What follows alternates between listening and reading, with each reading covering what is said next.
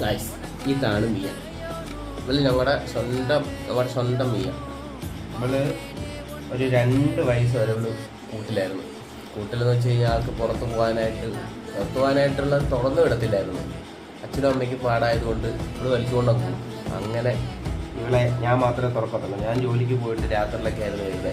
അപ്പോൾ ആൾ കുറേ നാൾ കൂട്ടിലും വല്ലാത്തൊരു സിറ്റുവേഷനിലായിരുന്നു.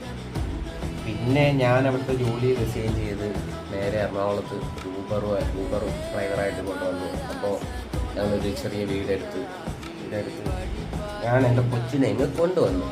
ഇപ്പോൾ ഇവിടെ എൻ്റെ കൂടെ ഭയങ്കര ഹാപ്പിയായിട്ട് കട്ടിലാകെപ്പാടുകളല്ലാതെ ഒന്നുമില്ല. പുറത്ത് കൊണ്ടുപോകാൻ വീശിടും.